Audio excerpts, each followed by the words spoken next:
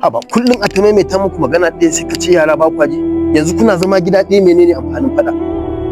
Da kin zo kin kifa kika taimake ni a wannan abubuwa amma yau a ce ke ce zaki dinga faɗa da amaryata dan Allah ki ma ki daina biye mata duk abin da ya faru ni kawai a sanar da ni zan yi maganin shi mu haɗu mu taimaki junanmu mana. Ba maganin da zai miki face na baƙin ciki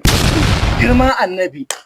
cif in gaya miki yanzu da kika taimake sa a zaman auren in bai kawo ba kike yin cefane in yara da ciwo kike iya jinyan su in bai biya schools ba ki biya bai miki kishiya ba yayi bane kai saboda baka da kunya zo ina magana ka fito daga daki kana samun baki wa yace ku zo kofar daki na ai gidan da girma kofar dakin ka gidan a hannun waye ki magana gidan gado yi magana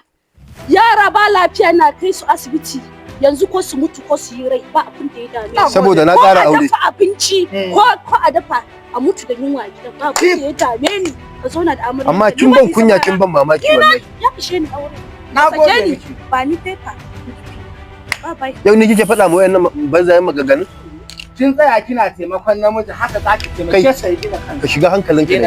an taba ka uwa ka an taba ka shiga hankalinka ko ke da kike gani ba zai yi zo ina annabi kika taimaka masa yadda ya mata ki sake ki biye mai kamar yadda wacce take biye mai har ki sake ki biye mai ai zancen kishiya ba shi kamar yanda wancan sakariyar kai asara aka kawo mata ni ba yar iskan da za a kawo ta cikin gidan ne to karki wa namiji ciko dan haka ni da ka gane duk abin da da namiji sai ina kallon sa zama da kan daram dan haka ne sai kawo min kishiya ba to karki wa namiji ciko a zaman aure in ƴaƴansa ciwo zai kashe yanzu kai ka farraka min gidan hankalin ka kwanta ko ba wani zancen mo da gaskiya take gaya ma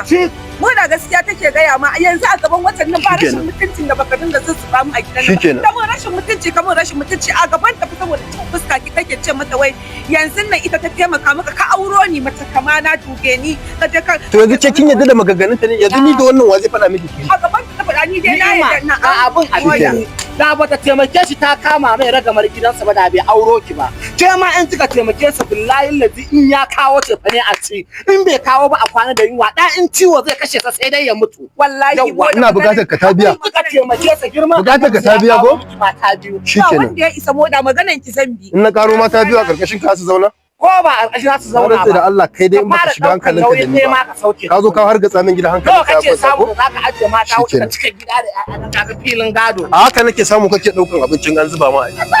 mutumin banza ko kirki suka fili komi